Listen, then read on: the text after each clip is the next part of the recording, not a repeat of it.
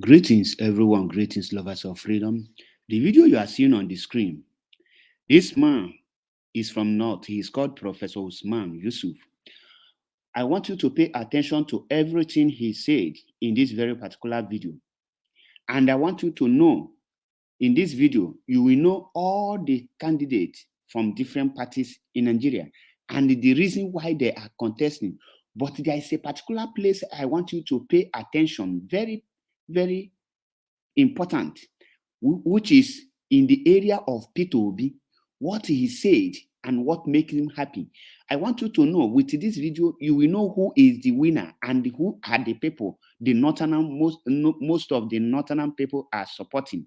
I want you to pay attention to know the reason why most of the North are supporting Peter Obi, ironically or hypocritically.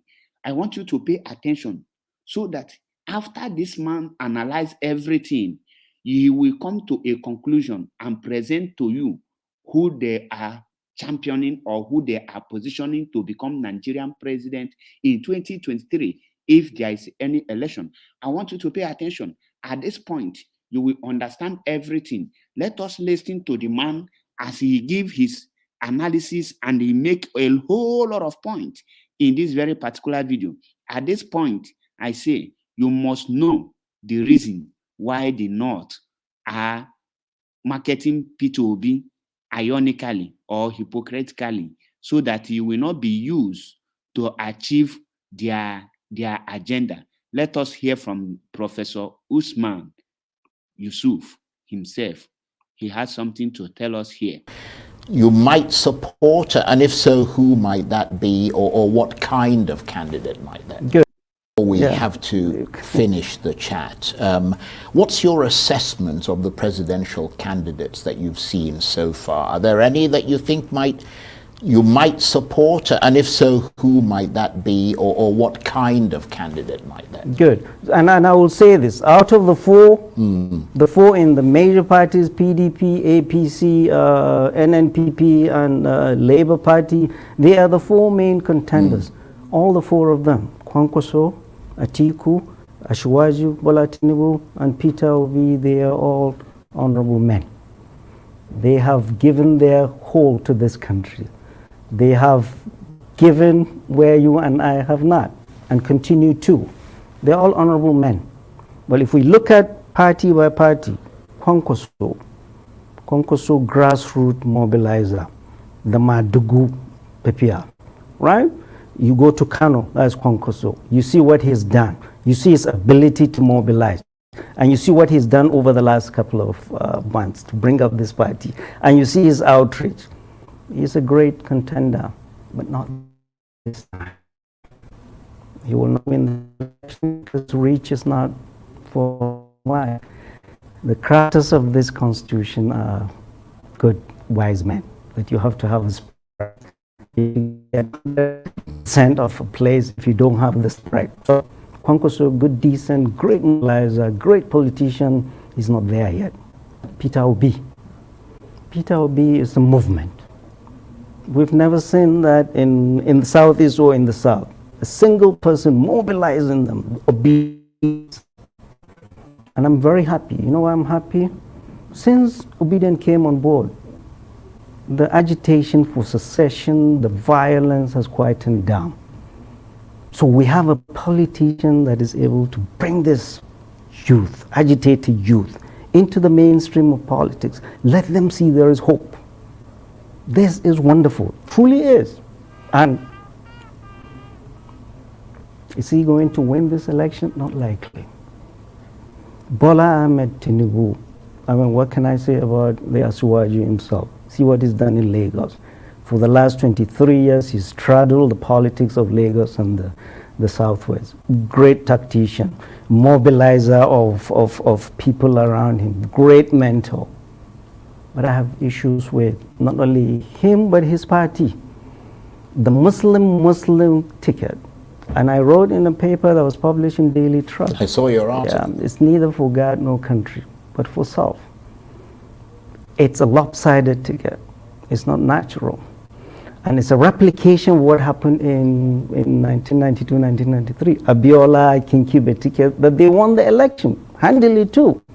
It's a replication. This was 30 years ago. So let's do the math.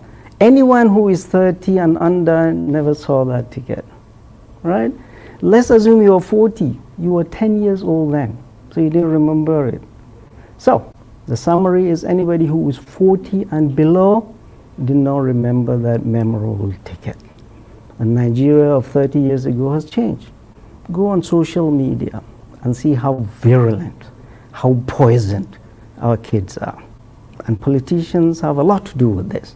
They have poisoned these kids now. We are talking about, oh, this and that, we're a caliphate here, oh, Biafra there, or Yoruba nation. Politicians, instead of using our diversity to bring us together, they've used that to break us apart. So the Muslim ticket is unnatural, it's lopsided, and has alienated a very large and important chunk of our population, which are the Christians. In all our scriptures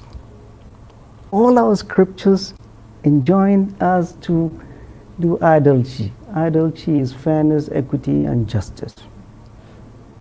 There are a substantial population that you're giving out for your calculation. Well, and I said it, the people that did all the calculation, the Northern Governors Forum, they didn't do that because they love God, Jesus Christ, Moses, or Prophet Muhammad, peace be upon him. They did it because they were waiting, if he wins, they will be one. And there is a group I didn't know existed. The APC Christian group, I didn't know that group existed. All of a sudden they sprung up. Oh, they were the ones, incidentally, in the vanguard of Ashwaju being, their calculation is if he is the Southwestern candidate, a Muslim, if he wins, oh, then in the North he will pick a Christian and to be one of us. So none of them did what they were doing for God, Jesus Christ, right. Moses, or Muhammad. They did it for So from your analysis, then, that leaves one candidate. Right, but of course, I have no doubt the candidate I will support, and I will say today, the candidate I will support and vigorously campaign for is Alhaji Atiku Abubakar, former President, the Waziri of Adamawa. This is this time more than ever before, Nigeria needs somebody. We don't need a rookie, somebody who's been there, somebody who's been in the trenches. This bus is in a ditch. We don't want a rookie. We want somebody who's been there, somebody who is courageous, somebody who knows what to do, somebody who is a unifier, somebody who knows how to listen. I've engaged him. He listens. And he is open to superior argument. The main criticism of this president is he does not listen. If you do not listen to wise counsel, if you do not listen to people, you'll have problems. So, Alhaji Abubakar Atiku, in my opinion, is the candidate who will take us through 2023. We need somebody who is strong, somebody who is healthy, somebody who's been there before, somebody who can do it. And Atiku Abubakar is the one. Well, on that note, I'm sure Mr. Atiku Abubakar is dancing in his bedroom at the moment if he heard you talking about him this way. And I have to say, I myself am dancing in.